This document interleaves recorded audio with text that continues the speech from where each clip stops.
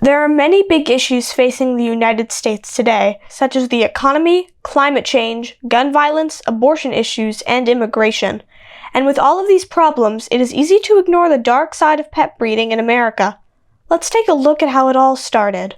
After World War II, due to crop failures in the Midwest, the federal government touted large-scale pet breeding as a fail-proof alternative. Inevitably, many facilities began to prioritize profits over animal welfare as farmers packed dogs into chicken coops and rabbit hutches to sell puppies to pet stores. It was actually an undercover investigation into dogs being used in medical testing that led to a series of legislation known as the Animal Welfare Act. In 1966, the Animal Welfare Act passed. That sets up standards for humane treatment of animals in a variety of systems and circumstances, research, dog breeding. Aside from basic requirements such as adequate food and water, the law itself appears to be lacking. The things that are legal in a puppy mill or a kitten mill, you would never think of doing to your dog or cat at your home. In other words, the conditions of confinement that are completely legal are, I think, to most people, completely horrible. It is unacceptable for, dogs to be raised in puppy mills where they're bred continually and have their puppies taken away from them and not afforded adequate veterinary care and protection from the elements and things like that. Also, the lack of funds and lax attitudes at the Department of Agriculture have led to animal welfare groups to repeatedly uncover gross violations of the law. We had undercover investigations and, horrendous treatment of the animals. Treatment that would be a violation of the Animal Welfare Act. Just really nasty stuff I won't describe to you now. Of course, there are ethical pet breeders that sell their puppies on contracts and take them back if they're no longer wanted. They prioritize animal welfare since puppies with health and behavioral problems cost time and money. Recent legislative attempts to bring puppy mills more in line with ethical breeding have unfortunately stalled in Congress.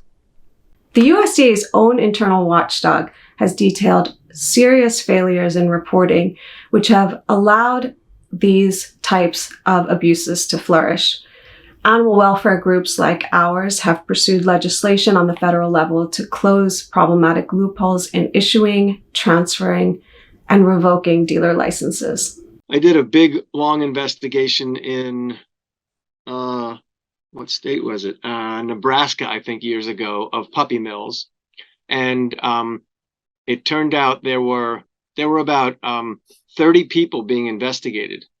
And on the Animal Welfare Act / USDA records, all 40 people had the exact same name. I'm not kidding you, John Smith. Some of them were women, some of them were men. And they were doing this to avoid being tracked. So anytime one John Smith got in any kind of trouble, they moved the puppies to the other John Smith. And USDA had an incredibly hard time figuring out who was involved, who was responsible for these puppies that were being sold. So my point there is that these people they're in a business, they're trying to make money, and they'll do almost anything if they can to avoid detection. And the Puppy Protection Act would require animals to have more space. It would eliminate stacked cages and wire flooring, which are hallmarks of the ways puppy mills keep dogs. The Puppy Protection Act would also require immediate veterinary care for dogs with an illness or injury, which shockingly is not required by current law. Responsible breeders should be supporting this type of legislation because responsible and ethical breeders are already meeting these standards, but also because it will get rid of some of the irresponsible breeders who are unfair competition. But others would go further, with some banning the retail sales of puppies in pet stores.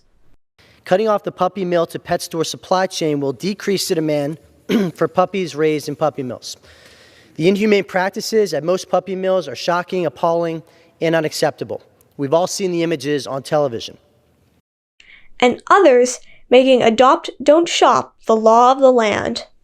So PETA is opposed to breeding in general, largely because of the current dog and cat overpopulation crisis. Every newborn puppy or kitten purchased from a breeder leaves one fewer home for a dog or a cat who is desperately waiting in a shelter or roaming the streets. While everyone would like to see every homeless animal find a home, it is unclear that banning the breeding of companion animals is the right answer. The problems with suggesting adopt, don't shop is that for some families, that's simply not an option. There are health requirements that need to be taken into consideration, space limitations. Moreover, before humans harnessed the power of wind or fossil fuels, we relied on animals. We wouldn't be where we are if we hadn't done that, and machines can't replicate the roles that purebred dogs play as work and companion animals. Since dogs had been domesticated probably more than 15,000 years ago, dogs had always had very functional roles for humans. And these different dogs, they serve different functions depending on the society, on the culture, the environment that the humans lived in.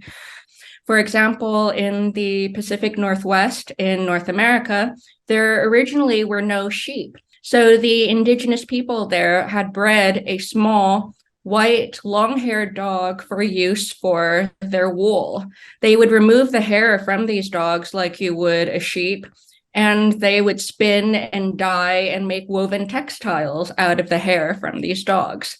And also companionship is a function as well. The drive of the dog, so what it was bred to do, whether that was herding or hunting or livestock guarding, those are all drives for those dogs. They were bred for 100 years to, sometimes hundreds of years to get to that point where they have these natural abilities. By adopt, don't shop, we've said all dogs are the same.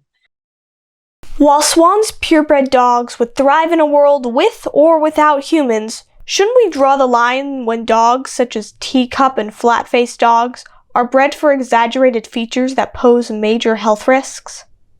Flat-faced dogs are breathing impaired breeds. They are afflicted with an uncomfortable, debilitating, and sometimes fatal condition called brachycephalic syndrome. Really, a lot of it came from, humans expecting companionship from animals. They want them to look cute for humans to be happy. For example, do you know how teacup puppies are created? Reversing the natural selection process, runts of different litters are selected and then bred over and over until the smallest animal is created. If that's not bad enough, the puppies are then starved to stunt their growth. As you can imagine, in the natural world, this would likely give them no chance of survival and weaken their gene pool, all for the sake of our current aesthetic tastes. And I suppose knowing how we humans are responsible for long-term irreversible changes in other species, it should give us pause in considering the consequences of our actions and decisions. Teacup, flat-faced or brachycephalic, and other dogs bred for exaggerated features, they were created by humans, and they can only survive in human or anthropogenic environments. Would natural selection wipe them out? Probably, yes. For thousands of years, humans have been breeding dogs for work and companionship. Both species are, arguably, better off from this relationship. But we should be concerned when irresponsible breeders cater to consumers hoping to purchase a puppy on the cheap, or breed dogs that we no longer recognize as man's best friend.